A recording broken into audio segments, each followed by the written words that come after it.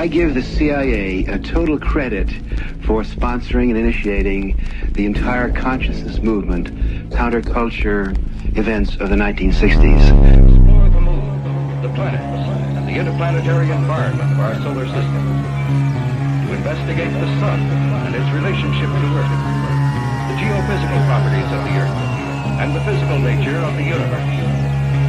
To determine the biological effects of the space environment on Earth life form, and to search for and analyze extraterrestrial life.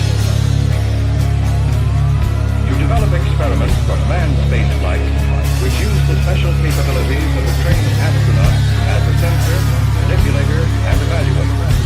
Provide pre-doctoral training for scientists and engineers, and grants for space science research projects and laboratory facilities to best use university resources for the national space effort. To develop and manage nuclear systems on which reliable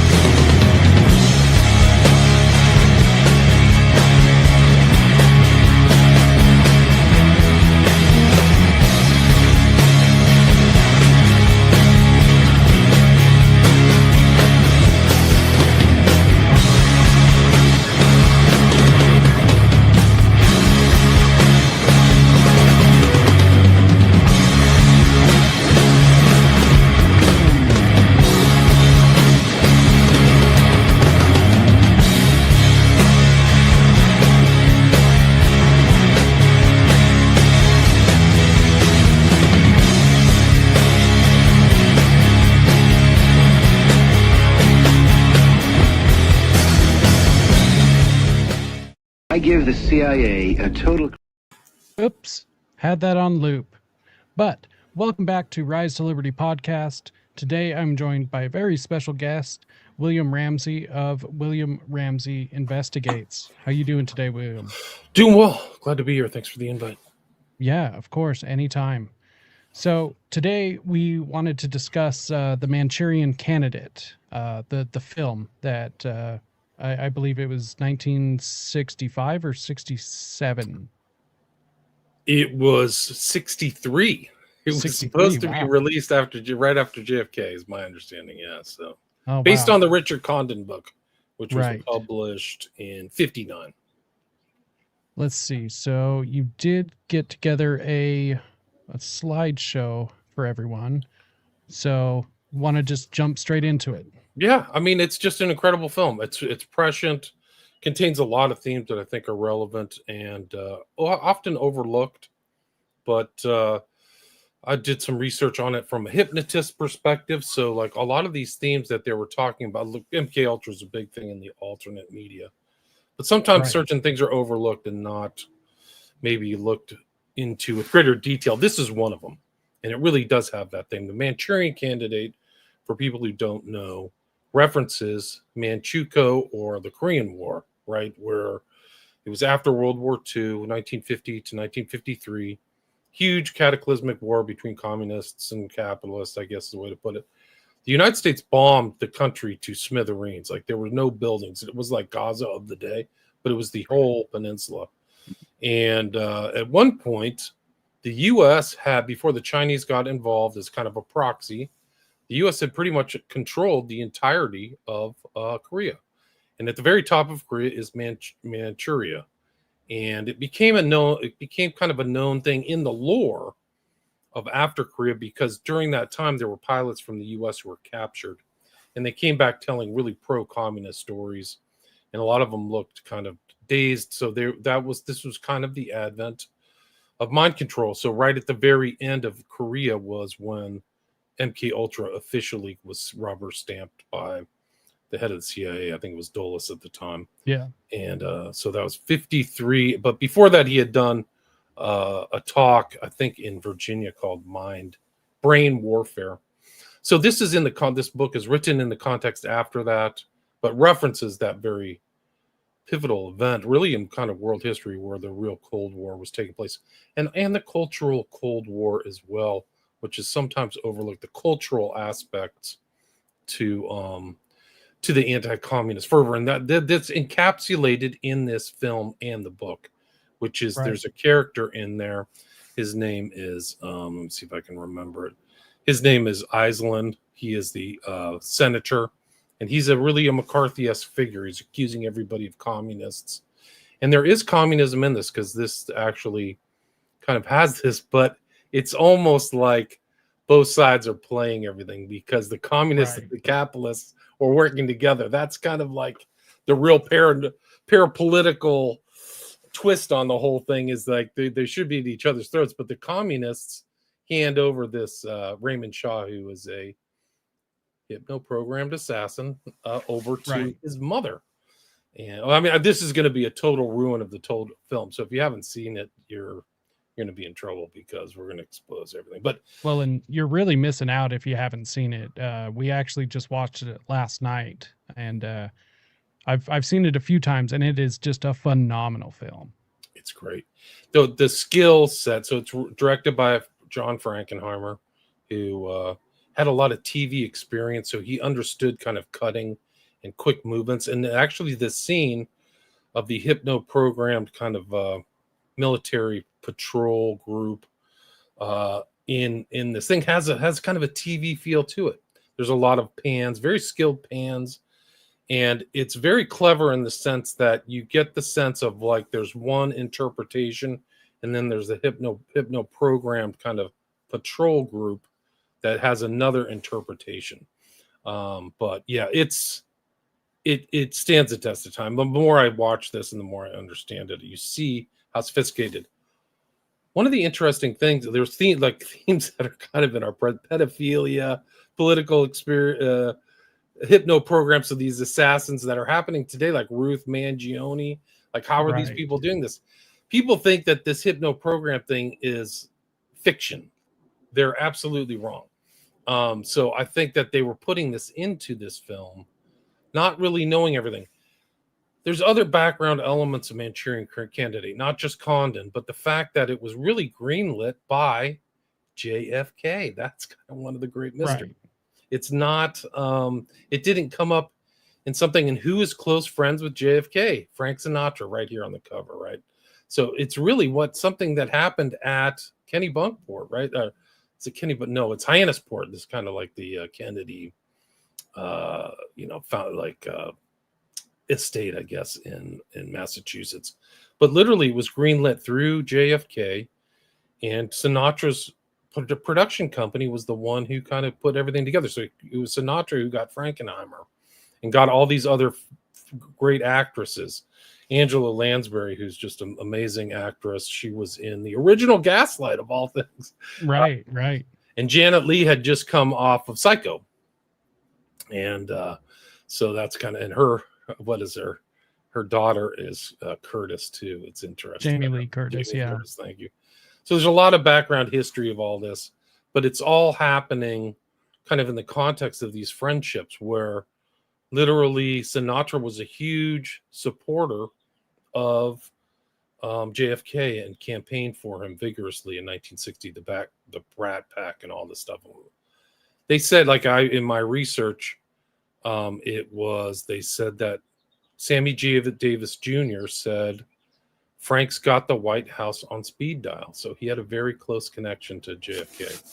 Right. And so that's kind of the context of this, where this film came out of. It came out of the book, it came out of the post-Korean conflict, and it came out of the anti-communist fervor of the 50s. Right. Anyway, if you want to go to the next slide, that's the film of it. I mean, that's the thing. This is the book cover, kind of a strange Cold War kind of theme of this. Right. Go to the next one. That's Richard Condon. Really, his real masterwork really was the Manchurian Candidate. He was formerly, I believe, a TV writer, but he was really, So that's what Manchuria looks like on a map. Gives people an idea. It's basically communism. The Japanese had conquered it at one point. So Manchuria. And that's how it got its name. The Search for the Manchurian Candidate, I think, is a famous book. I think it's not Bauer, Marx. It's a book by Marx. Interesting. And interestingly, Sinatra was in a film with Sterling Hayden. This overlaps with Dr. Strangelove too, which is around the same time. Yeah. There's a bunch of films that came out around this time that were very prescient for the assassination of JFK, if you accept, like I do, that it was a massive conspiracy to kill him on November 22nd, 1963. But this was from 54. Sinatra was in Suddenly, where they have an assassin who's going to rifle a president. So he was in this. It's interesting, these overlaps, but also Hayden was the guy, I think his name was Ripper. I can't remember the main character who was concerned about poisoned water in Dr. Strangelove. But we're in Dr. Strangelove territory right now. So totally. Total freakazoid murder, like literally calculating nuclear war, which is what they were doing in 63. Right. It's a lot of this is a thing where fiction is reality. It doesn't mirror or rhyme reality. It actually is a better encapsulation of reality, much like 1984. So the notion may be in people's brains, maybe mine as well, where these are like, this is nonfiction, fiction. Those lines have to be blurred and overlapped in a much more clever way, because these are coming out of real world events. Like, these are things people understood. And so that's why these movies got made, Strangelove. And also another one was called 7 Days in May, that was also recommended and greenlit by and assisted by JFK. He let them shoot on the White House grounds, and it was about a fascist overthrow of the United States, which is basically what happened on November 22nd, 1963. It was a military overthrow. And it's one of the kind of like shortcomings, like people have complained about it in the JFK assassination research community, is that there's kind of like a CIA tunnel vision. And one of the aspects of the JFK assassination is there's military guys all over the place. Curtis LeMay, total maniac, involved in the bombings of Japan and Korea. And one of these strange Lovian figures, Willoughby, the ugly American, whose name I can't remember right now. Just all these guys are all around there too. And they've cleverly let other people kind of take the blame, whether it's the mob, but they were all in on it. Everybody wanted JFK dead. It was like the Julius Caesar or something like that. Right. Anyway, so this is like the Manchurian Candidate did not come out in some kind of sterile environment. It was like a petri dish of so much bubbling things happening in history and culture. So it's really important, but it's an incredible piece. The other thing that's interesting about the real history of the the movie, is that after it came out, Sinatra pulled it because he had control over it. He pulled it from the public view, and it was never seen for 25 years. This is before VHS, DVD drives, those kind of things. So it was kind of one of these hidden, lost relics. Is there any reason that people know of why he pulled it? Yeah, I mean, he said it because it was because of the death, because it's about a political assassination, right? He's supposed to kill the front runner. So like these overlap. So he said it was too eerie to have it out. That was his rationale. Right. And I don't know if you saw the parallels between this and what happened with Trump before, over in what is it, Butler, Pennsylvania. There was a lot of this that just kind of seemed very familiar as I was watching the film last night. It just all seemed like it was repeating itself almost, and then the CIA even came out with a statement after Butler, Pennsylvania, and said the CIA denies conspiracy theory that they used MK Ultra on Thomas Crooks. I'm sure they did. That's an odd statement to make. Yeah, why would you make a public statement about that? Why would you even care? Why would you have to make a public statement? We know who invented the phrase conspiracy theory. It was them. Right. So they covered up a lot of stuff. I mean, they lie about everything, so they almost like reflexively lie. They're not clever enough to kind of seed their lies with truths, because almost Right. everything they've said publicly is just, it's almost like a gaslighting, mocking lie. Like, we have the information, we just don't care because you're all peasants. Right. But yeah, I mean, they told, I think it was Helms who came after Dulles, and like he supposedly, like, they had all these hearings in the 70s. He supposedly like burned all the MK Ultra documents. The thing is they had learned everything. Who cares? We're Right. past that. Like, these Right. people who like go, well, the documents were, there's still documents coming out, and there's probably other documents there. Some of these FOIA requests are incredible. Like, the government has no idea what's in. There was just, this is actually timely. We're going to get to that hopefully if we have time. But it's the RFK drops came out recently, and it ties into Sirhan. Because Frankenheimer was so Sinatra's buddies, close friends with JFK. Frankenheimer, who directed the film, is best friends with RFK. Oh, jeez. Yeah. Oh, But yeah, you jeez. can go to the next. We can go through kind of a slide. This is the key visual element to the Manchurian Candidate, which is the Red Queen, right? And Right. we'll see that going into that. But this is the kind of it's in. I think if you go back to the actual first slide, she's the actual kind of thing. Is she in there? Yeah, bottom right. Yep. So she's the kind of key trigger for the guy who's hypnotized Raymond Shaw, played by Lawrence Harvey, who passed away at an early age. He was good in this. He had kind of a hypnotized, leaden quality to him, but he really did. He kind of just had that look in his eyes. Yeah. There was at one point in the film where I believe he's talking to Frank Sinatra, his character, and it's like kind of a close up on his face, and you can just see in his eyes, it just looks like glazed over.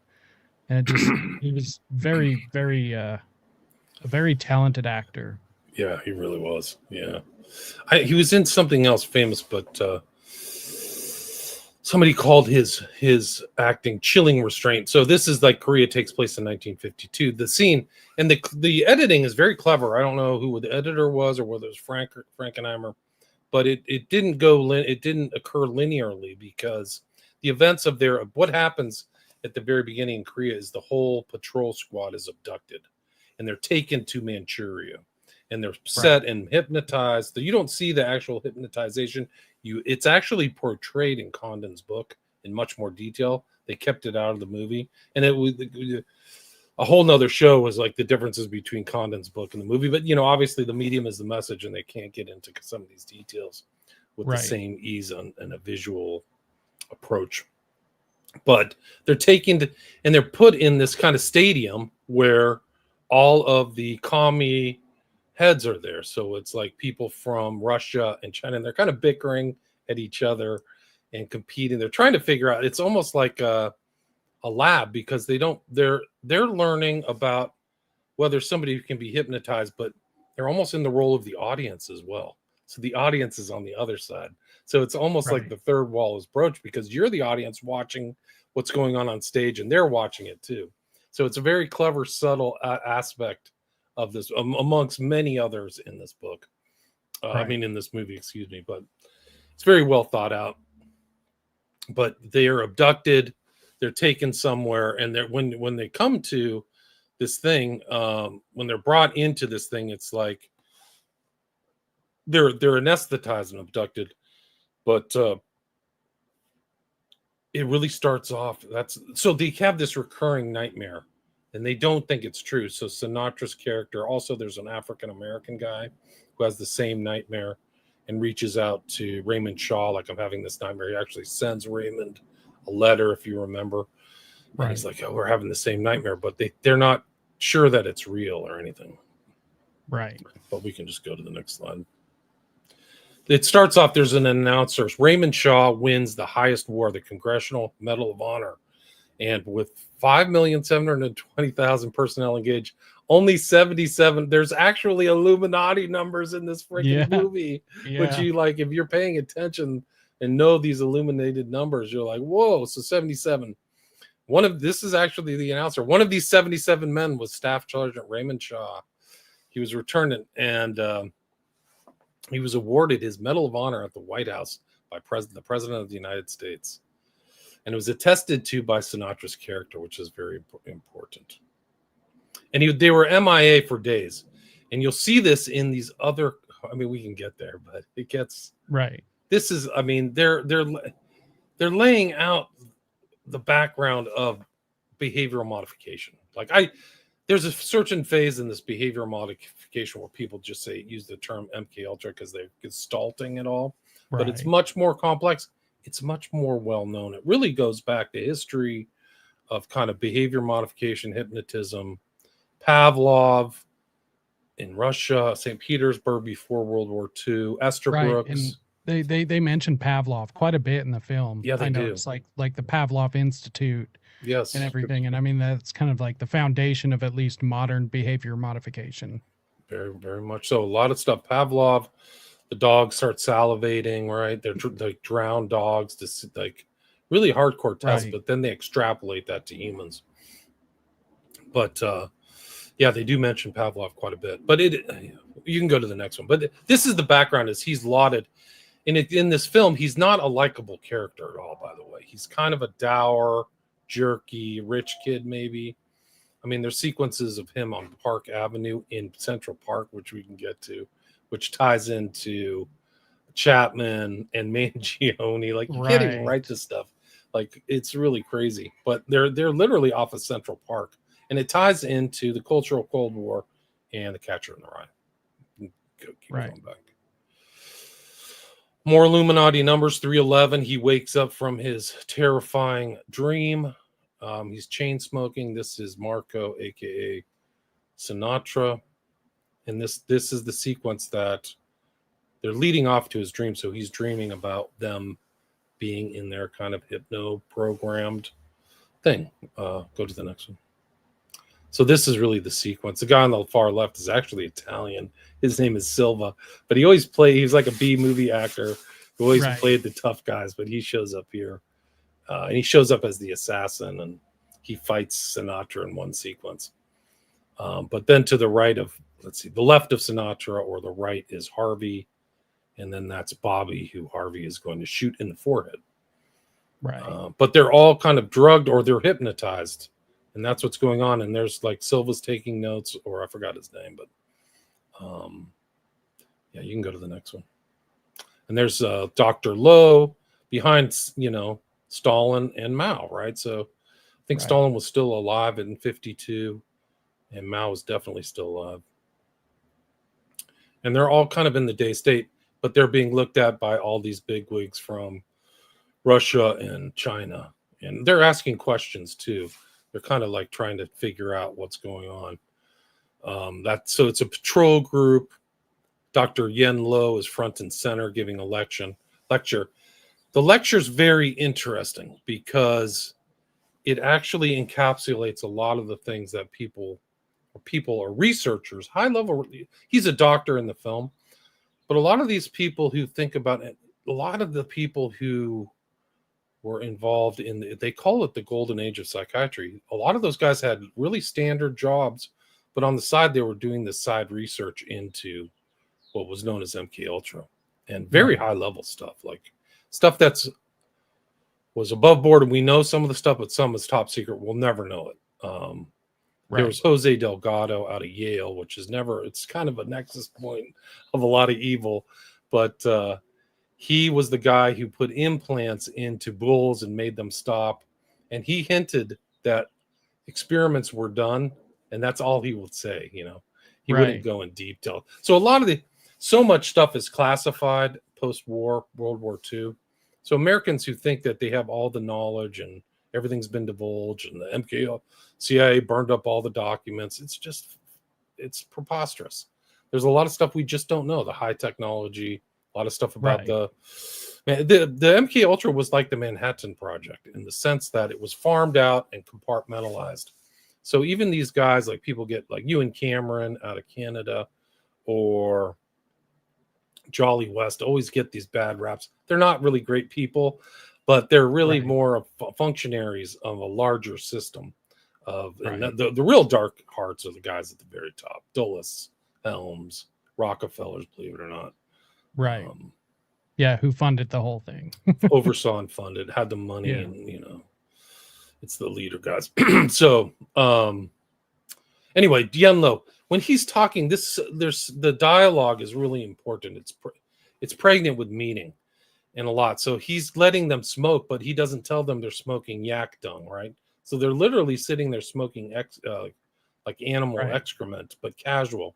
And this is actually reflective of a lot of these stage magic hypnotists that used to be around with greater frequency. They started getting sued because people were doing things without their consent, because you can't really Right. have full conscious consent if you get hypnotized or talk to bark like a dog or walk around like a chicken.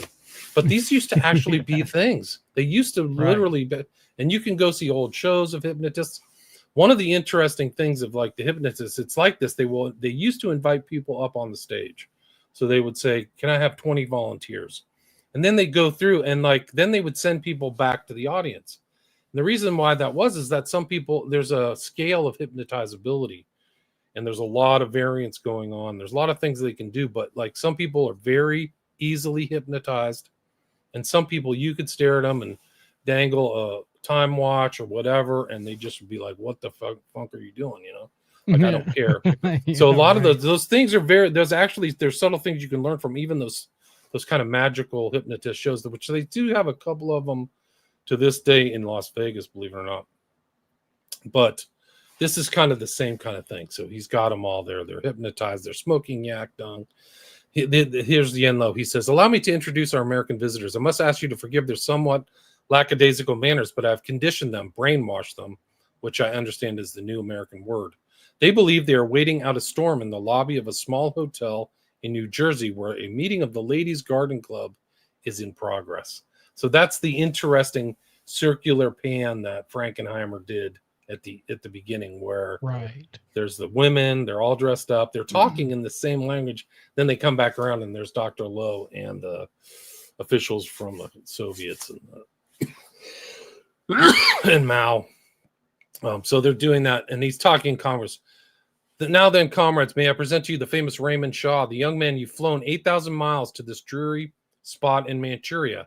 Raymond pulled, so they know that they already know Shaw is important. So this isn't random. That's like the parapolitical twist.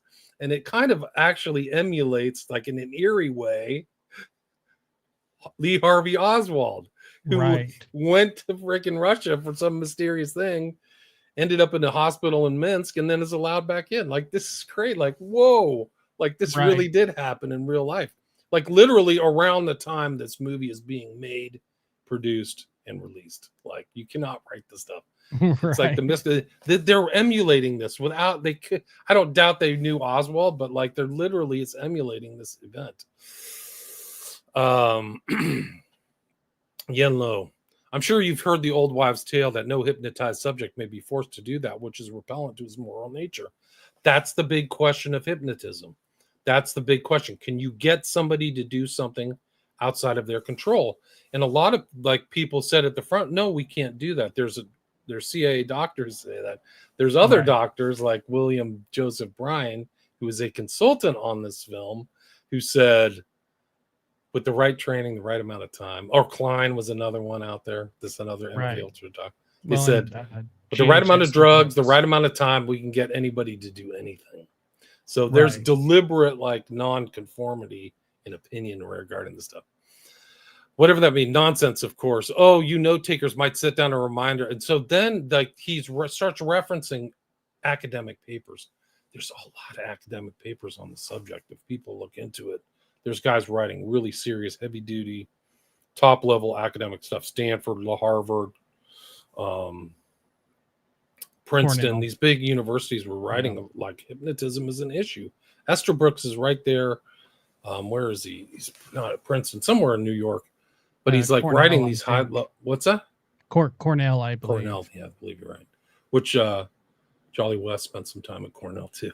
Yeah. So a lot of this stuff is like, it's there, but it's just like there's obviously a secret history.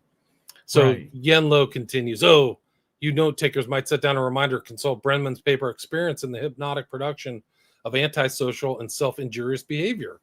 Or Wells's 1941 paper, which is titled, I believe, Experiments in the Hypnotic Production of Crime. Or, of course, Andrew Salter's remarkable book, Conditioned Reflex Therapy, to name only 3. So it's like the reflection is really the real kind of public dispute about hypnotism, which is a huge subject in itself. It's very topical just to call it hypnotism because there's a lot involved. It's very sophisticated and complex. I mean, there's just like any subject matter, you can get really heavy duty in it. Right. But this movie in the book is a reflection of this. It's really just off the charts. Or if it offends you that only the West is working to manufacture more crime, right? So he's putting it in the context of the Cold War. And better criminals against modern shortages, I suggest Presnikovsky's primary violence motivation or Sarab's the unilateral suggestion to self-destruction. So this is foreshadowing the movie, what's happening in the movie. Right. And if you're not really, I mean, you could watch this a couple times and not get this, but if you look at the dialogue in the context of after watching the movie, this starts to ring a bell. The connections are made because Shaw has a self-destructive code, right? Right. At the very end. Mr. Yen Lo is then interrupted by the attendee. My dear Yen, as you grow older, you grow more long-winded. Can you get to the point? Has the man ever killed anyone, or is he not? Yen Lo, Dmitri, I keep forgetting that you are a young country and your attention span is limited. So he's bagging on the Russians. Tell me, Raymond, have you ever killed anyone? No, ma'am. So Raymond is in the context of thinking that it's a woman. So he's responding to her. Raymond, who do you like the least in your group here today? The least? Well, Captain Marco. So he doesn't like Sinatra. Ed Mavoli, take this scarf and strangle Mavoli. So he walks over and strangles Mavoli, this one guy. And then that sequence ends. And it goes from the sequence goes to Sinatra telling the story of his bad dreams to like a bunch of bigwigs at some military base or something like that. And there's a consulting psychiatrist there, military psychiatrist, who asks him what his opinion of Shaw is, and Marco / Sinatra says, Raymond Shaw is the kindest, bravest, warmest, most wonderful human being I've ever known in my life. Right. And that is a post-hypnotic suggestion or an implant or something. Like this has happened where people respond in a very rote thing. And you'll see. And even his character even points out that in somewhere in the back of his mind, he knows that that's not true. That's right. That's right. So, and the conditioning is all there. So if Yen Lo's talking about conditioning, then it pops back. They pop back to the sequence. And then Yen Lo tells Shaw to shoot Bobby in the forehead, which he does. Then the African-American guy wakes up. I can't remember his name. He gets his wife's consoling him. And then she says, why don't you reach out to Raymond Shaw? And the black guy says, Raymond Shaw is the kindest, bravest, warmest, most wonderful human being I've ever known in my life. So he says it back. So then they go to Shaw going on Park Avenue, or some big street. It's clearly off of Central Park, which, I mean, ties into, like I already mentioned. But he's farting around. Somebody gives him a call. And Raymond, why don't you pass the time playing solitaire? If you read some of these other books, which I used to think were not credible, one is Candy Jones and her stories. She said that they would trigger people over the phone. Like that's written in her book before this movie came out. So the Queen of Diamonds is played. It triggers something in the mind. It's a symbol that triggers the mind of Raymond Shaw. And then all of a sudden he has some kind of mysterious accident. And he ends up at traction in a communist safe house. And they keep and then Yen Lo comes in. He says, Dr. Lo, Pavlov Institute, right? So they've got the whole Pavlovian thing. He's got the Queen of Diamonds. You can go maybe switch the slides. Yeah. So this is the woman who's the man, but she's holding a dagger. So it's it's a great kind of sequence, I think. Right. Yeah. And I think it's kind of interesting because I believe, and I could be wrong about this, but the way that all of the soldiers are looking at this is they are at this meeting with all the women and not the leaders, correct? Right. They think they're with women. Right. So here's the black guy. That's what he says. Raymond Shaw is the kindest, bravest, warmest, most wonderful human being in my life. He gets the phone call. He repeatedly plays solitaire through this. Yeah. He has that trigger. It was something. Why don't you relax and play a game of solitaire or something? Yeah, pass the time by playing solitaire. Yeah. Right. One of the interesting things in my research is there was something I read. This is so creepy. There's something that I read about Bill Clinton. No, it was about Manchurian Candidate, but the intro was about Bill Clinton, where they would sit him in a corner and he would just play solitaire by himself. Oh, Have you ever heard that? I have not. Yeah, no, it's really eerie. I'm trying to see if I can find the reference. Oh, It's that's so weird. Yeah, let's set Bill in the corner and have him play solitaire by himself. Right. Let me see if I can that's so let me see weird. if I can pull up this clip. Have you ever seen Clinton as a puppeteer? Let me see this. This will freak you out. Like, let's see. Can you play this? Yeah, let's see. Might have to remove that. Yeah, play that. Here we go.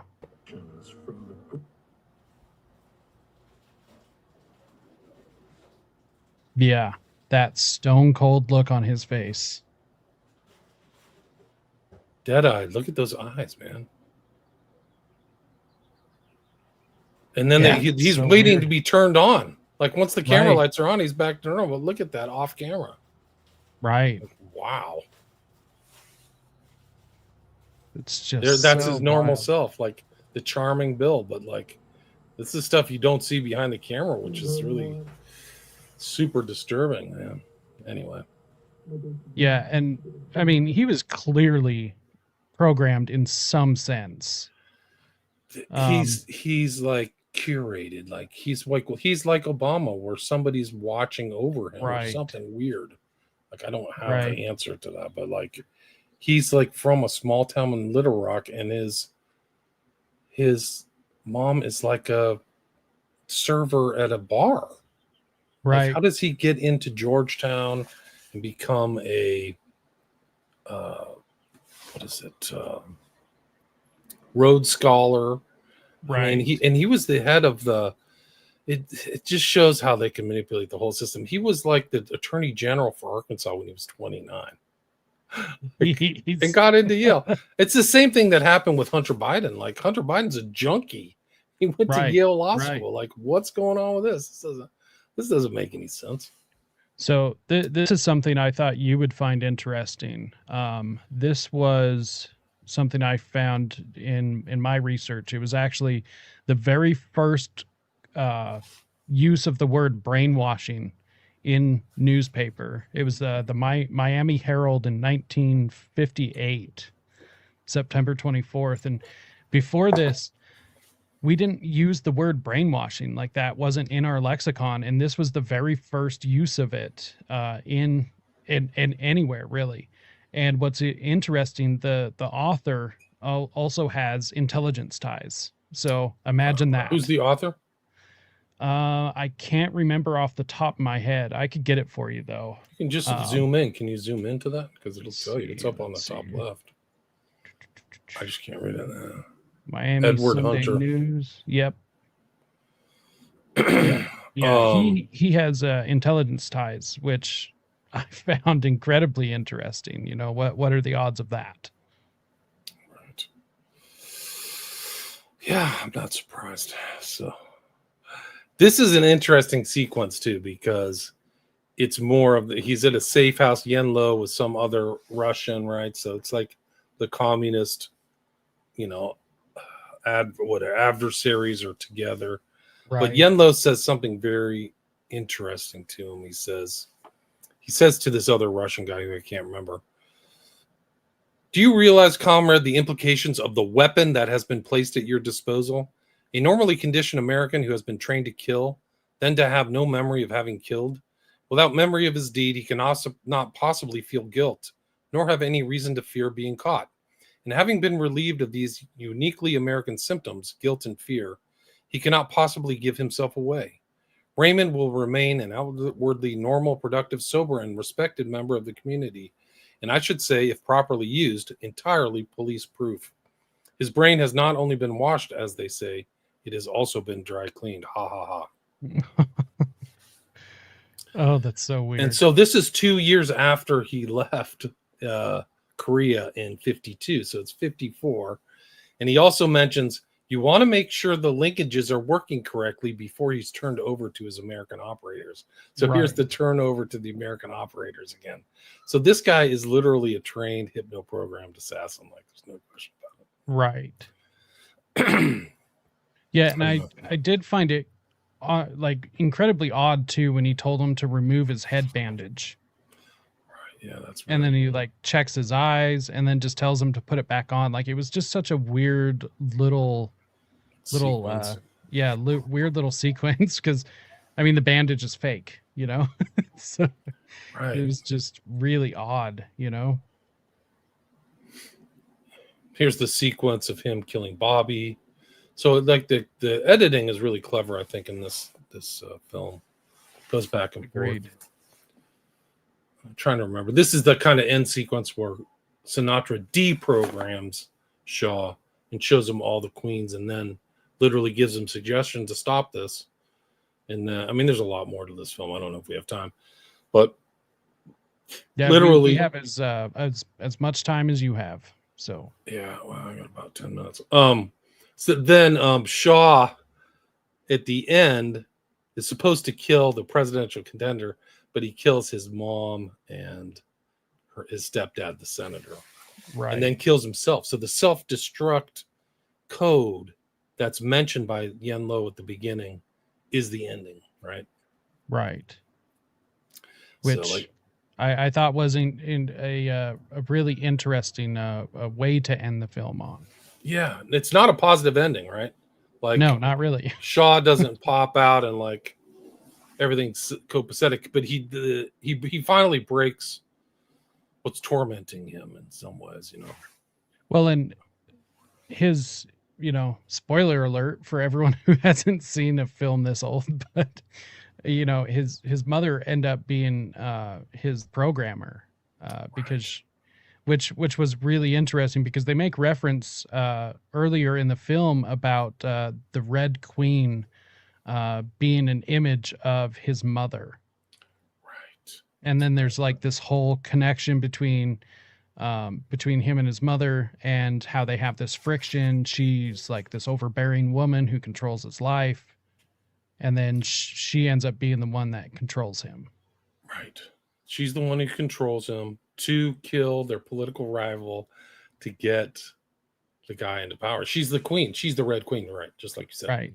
And she's the kind of one who frustrates his love life, which is why he Right. hates her, because he's in love with this beautiful other woman whose name is, I can't remember, which is another kind of interesting side thing, because they send him out to kill her and her dad, right? They're kind of opposition. They're played off as oppositional people. Like the dad is a journalist, right? And I forgot her name. It's not on my list. Leslie Parrish is her name. It's kind of like that's the only time Shaw's happy is he's when he's with Leslie Parrish. Oh, sorry. Yeah, Parrish is her name. Yeah. No, that's the actor's name in the film. It's Right, Jocelyn right. Jordan, and Thomas Jordan. But he goes out and kills them both, and he's actually walking over a checkerboard, right? Yes. So he's walking over the black and white tiles. Yeah. There's a lot of interesting symbolism in this. There's also the checker. Sorry, real quick. That was the checkerboard where he killed both of them, and it's just so striking because obviously the black and white film, and so it's just you can't ignore that. And then her dad, Jocelyn's dad, was actually drinking milk, and he shot straight through the carton of milk into him, which I also found incredibly interesting. Interesting. The other thing is, like, there's a sequence where they go out for a drink, and Shaw goes in and asks for some solitaire cards, and he's playing solitaire. And this is Central Park, and he's playing solitaire in the background. the bartender's talking, and he says the number 11, and then like the number of magic, number of the New World Order, and then Shaw takes out the Red Queen, and then he's programmed. He hears what's going on in the background. He hears the number 11, and like then he went and jumping in water, and the suggestion hits Shaw, and he goes over to Central Park and jumps in the lake. Right. Remember that sequence? And then Sinatra's like, "What the hell are you doing?" He doesn't understand. Right. And I thought that was really interesting because supposedly the bartender uttered the phrase about solitaire. He was telling the other bar patron, "Don't play poker. You know, it's not good for you. You don't win. If I were you, I would get another lane of interest or something like that." And then he utters the phrase about solitaire, and then that's when he asks for the deck, and it's he utters that phrase by accident and triggers the Manchurian. Triggers him. Now there isn't like if you remember like Catcher in the Rye, where does Catcher in the Rye end up? It ends up in Central Park. It ends up at the lake, at the carousel, and with this themes of pedophilia are in there. And in the book, the theme of there's actually a sequence where Lansbury kisses Shaw, her son, on the lips. Right. But in the book, they have a incestual relationship, like literal, and that's why he hates his mom, because she's in the place of his real, what should be his real love life with Jocelyn Jordan. Right. So it's even creepier, like, because he really is her pawn. Like, she is the queen and is a pawn. The chess metaphor. And that seems to tie back into like Monarch, Project Monarch, you know, what is it? I'm blanking on the word. Generational, you know, traumatic mind control. Traumatic mind control, right? Trauma, yeah. Yeah. It goes deep. So it's like a background for a lot of what happened. So what happened, like this Oswald is in Russia and comes to the United States. There's real questions about Oswald, but this is replayed in this film and book. If somebody comes from the communist and that's one of the whole things that covers Oswald, is that he's actually a commie sympathizer. He's just washed. He was washed in communism, kind of like Raymond Shaw. So fiction beats reality meets fiction. Right. Frankenheimer goes on. He's close friends with RFK. RFK is campaigning in California, trying to get the nomination, right, to become president. He's always wrapped up in his brother's death. He said things very inflammatory. I'm a revolutionary. He has that same kind of civil rights outlook. He's headed for the White House. He's up against Johnson decides not to run, right? So it's like, who's going to be on the right? I think it was either Nixon or somebody like that. But he stays with all his celebrity friends. He has a lot of celebrity friends. Some of his celebrity friends? John Frankenheimer, who's in LA. And Frankenheimer has these salons with all these other kind of important. One of Frankenheimer's friends is Warren Beatty, who is like a big womanizer actor. He's at these parties with these guys, and then goes on to make one of the most paranoid of all paranoiac films of all time, Parallax View, in 1974, which reflects a lot of the storyline, right? Well, and then that Warren Beatty, I mean, that connects directly to Laurel Canyon. Absolutely. Which opens up a whole can of worms. Frankenheimer then drives RFK to the Ambassador Hotel the night of his murder. He is in he doesn't just drive him, he drops him off there and stays.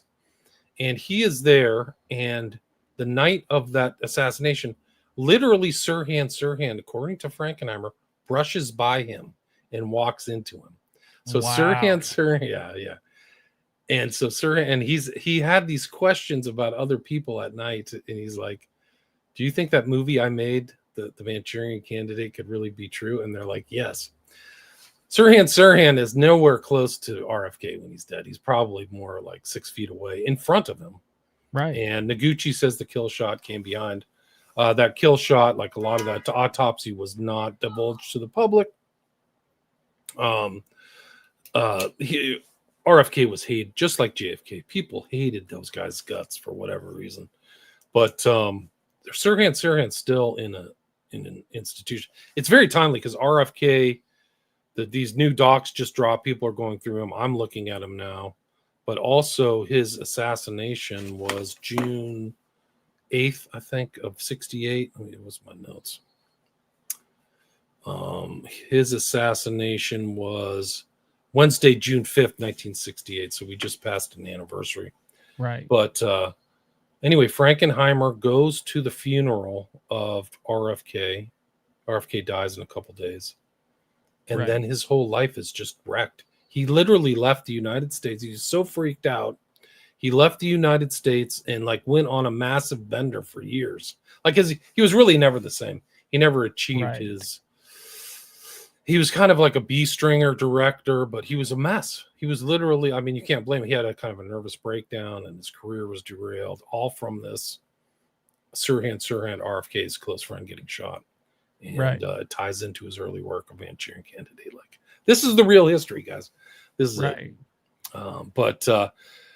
They called it creative disruption. Never had the thing. He was in exile. He kind of came back in the late 70s, but none of his films were as good as that. I'm trying to think. That kind of seems like they stripped him of what made him a good director.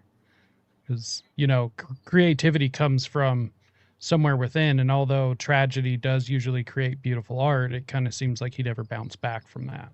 Yeah, I don't think he did. But there's a lot. I mean, I can do a full breakdown. I don't have the time, but we could do a full breakdown on the movie. It's just that these correlations and Sirhan, I've done shows on Sirhan. Clearly, he was tampered with. He's almost like a same model as Oswald, both 24, like crazy, like young. And it ties into some of these young guys. Mangione is very suspicious. There are very strange things about Mangione, Crooks, and what's the other guy's name who's from Hawaii? It was what was the guy who went all the way to Florida? Ruth. I can't remember. His name is Ruth, Routh. But it's still relevant because Bibi Netanyahu is just lying straight out and saying these people were brought to the United States by Iran. What a joke! Right. I mean, it's just, but Trump believes it. You can't tell what Trump says whether he really believes it or not because he's such a pathological BSer. But he at least is saying he thinks that the Iranians sent the assassins, which is like, this is just cover. And that's the whole cover they did for Oswald that said he was a communist. Right. But he had total intel background. Yeah. He was from the military. He was in the Marines. He was at Sugi Air Force Base. So. Yeah. I mean, that is interesting. I do highly recommend anyone go watch this film. Yeah. You can definitely watch it several times over and see something new every time. I really just noticed it really is. It's a really well done film. And for anyone that wants to just go watch it for free, I think you can find it on Pluto, which is where we watched it. Although it's with ads, but I found it. I actually think you can download it off WikiLeaks or Archive. You can go to archive.org. Oh, okay. For free. Yeah, archive.org has the full thing for free. Right. I mean, why it's not? A historical piece. I mean, you got to put it in context. These paranoid movies were paranoid for a reason, and people were paranoid for good reason, and this is one of them. But it was. Can you imagine like taking it out of circulation for 25 years? Like, this is such an important film for me. Like, it's really important. Like, if you know the real history, the real underground history of America, not this kind of claptrap they sell you to teach you in school. Well, and before we get out of here, one thing I wanted to touch on real quick. Have you ever heard of Lieutenant Commander Narut? Yeah, of course. Yeah. So for anyone who doesn't know, Lieutenant Commander Narut openly admitted at a NATO conference that Navy programs are actually programming Manchurian candidates. He said this out in the open, and it made headlines everywhere. It made headlines, and then he had to bring it back. But it's actually Right. it figures in it's mentioned in McGowan's Program to Kill. That's why I know that. Right. Yeah. See if I can And find some. I think that's a really incredible admission.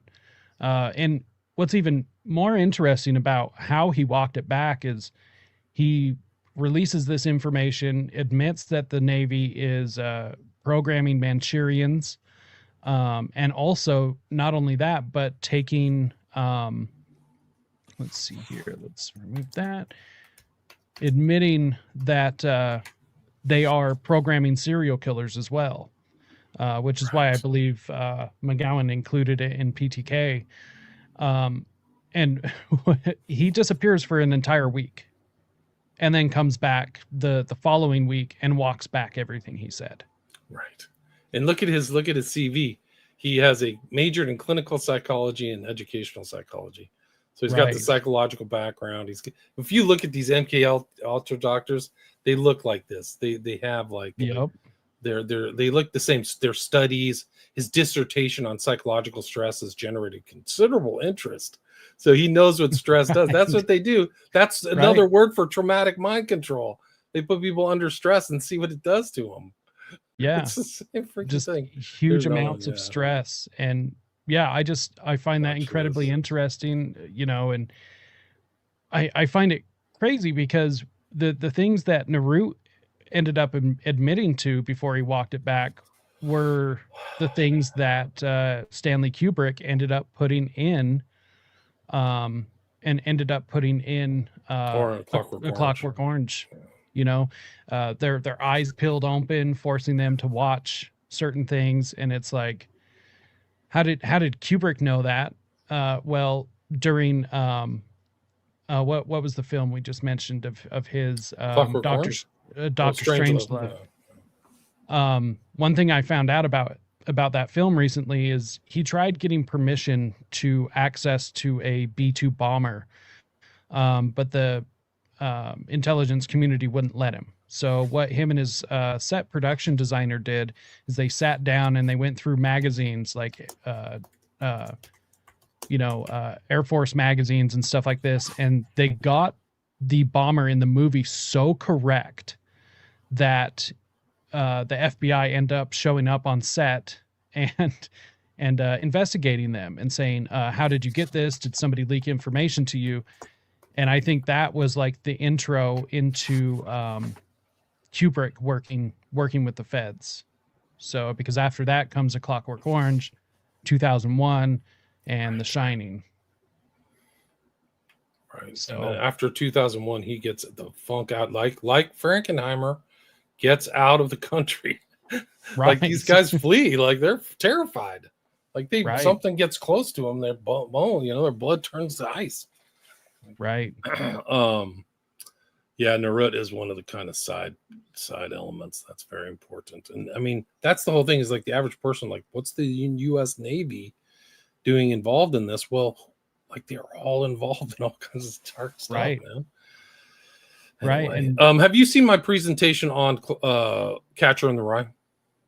I watched the interview you did with Austin of Yeah, that's kind of one, because it does tie into this other thing, Clockwork Orange. One of the guys who shot Wallace, right, who after RFK and stuff, he was watching The Clockwork Orange supposedly a week before, and he said I'm gonna emulate this. Interesting. Yeah. So it's this is a more recent theme in some of my work, where the fiction is more real than the reality. Right. Like that. Now, and that's this film for me. Now, Catcher in the Rye, although that's not really what we're talking about, but is it true that book is an explanation of how you become a Mason? Is it like the step-by-step? There's clearly an element of Masonic lore in that. There's no question about it.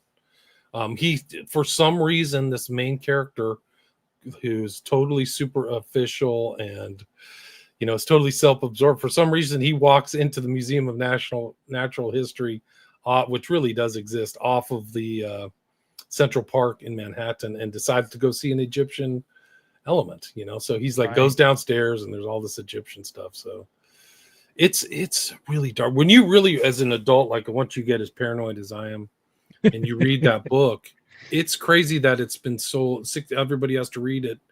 And then it's like had 65 million books sold. Like, it's incredible because I read it in high school. There's repetitive phrases in there. He's clearly got schismogenesis. He's dissociated. He's got almost every psychological problem imaginable. And he's a frustrated, angry person. And he wants to catch people and beat their brains out. So like this word of catch, the overlays to this film are really fascinating because the hypnotic element of this, one of the hypnotic elements I may not have emphasized, which I went into, is that the queen is there symbolically in the cards, but there are people who represent the queen, his mom, and then his girlfriend walks in wearing the red queen out. Yes. So like he's in a hypnotic subject, he's confused by these symbols. And that's kind of what is in this Catcher in the Rye, where the catcher is multiple things. He wants to conserve he's obsessed with little kids, which is weird, but also he wants to he's in this Masonic context and he sees the word FU, and that's his trigger to get really angry and want to catch somebody and beat their brains out. Holden Caulfield's super violent. Like, if people say that he's some kind of hero, he's a anti-hero. He's a really horrible person. Anyway, we could do another show on that. I got to run. This is a interesting comment on our way out. Plus rye, ergot, and LSD, which is where LSD is derived from. That's a very interesting connection there. But hey, William, thank you so much for coming on. I definitely want to get you back because I want to get into the West Memphis 3. Yeah, I know that's a big thing for you. I know you've released a book on it, and that's one of the cases that really upsets me. It gets me hot under the collar. So why? Well, because of the way that HBO released that documentary, and there were just so many people defending Damien Eccles, and there was so much hidden from the public. His mental records and everything that came before the trial, and there were just so many things. And because of the narrative that these were just boys that liked heavy metal, and they were wrongly accused, it's just really upsetting. It's a total lie. They're in on it, right? Like HBO, as far as my opinion, is in on it. And a lot of these media things, it just shows how corrupt the media is. Like, willfully lying to the public, in my opinion. Like, this is easily discernible stuff. You can type in West Memphis 3 court records, and all you have to do is read. So these people are ostensibly intelligent, and then you kind of go in, and it's just a who's who of Hollywood freaks and trash people. Right. So they're I mean, I think these guys are them, but you have to ask the question, like, why are these people covering? I have pictures of both Berlinger and Sinofsky, the directors, hanging out with like Baldwin, who's like a central figure. Like, there's no objectivity. Right. I mean, and it's they there's no way they could have gotten where they were without all this Hollywood support, which is a really dark and disturbing element of the story, and a lot overlooked part of the story is that whole thing, because they had very powerful, very rich people, Peter Jackson, Johnny Depp, who supported them, and you have to ask the question why. Right. Well, that's definitely something for another interview. I really deeply appreciate you coming on, taking the time. It was definitely a pleasure. And anyone else, while you're watching this, head on over to risetoliberty.store. Go check out some of our new mind control merch. Cool little fun design. If you want to help out what I'm doing over here, head on over to risetoliberty.com/coffee, and you can go buy me a coffee. Keep me caffeinated while I'm doing all of this research and getting these interviews scheduled and everything. And let's see here. Anything you would like to plug, William? You can till the next show, you can read Abomination, Devil Worship, and Deception in the West Memphis 3 Murders. You can have 5 other books available on Amazon. You can go to my podcast, William Ramsey Investigates. And I have 5 documentaries and a lot of stuff that I've reposted that since was censored and then reposted on my X and my Patreon. So you can see Eccles talking about drinking blood, his witch stuff, all his magic and occultism. If you really want to have a bad day, and that's all the stuff that they covered up. Hollywood freaks covered up, and you'll want to if you really do the research into Abomination West Memphis 3, you will look at the average Hollywood producer as a mix of a monster and just the most horrible people in the world. Just like what they did is horrible. They deified the criminals. This is what's happening on the left too, which is really satanic inversion from a Christian perspective. That's what they did, and they made three real monsters look like angels of light, and it's inexcusable. Right. I completely agree. Completely agree. So yeah, we'll get on that next stream. Thank you once again. William's links are down below, and everyone else, make sure to hit the like, subscribe, share, follow, all of those good things to stick a middle finger up to our big tech overlords. Yeah. And until next time, I gotta go get all right, Jacob, take care. Thanks. You as well. Send me the audio. I'll repost it. You got it. You got it. See ya. All right. Thank you so much for tuning in. We will be getting him back as soon as we possibly can. One thing I do want to play real quick. Let's see. I wasn't going to do this, but you know what? Let's just do it anyways. It's just a quick little video to end this out on. So here we go. Let's play this real quick.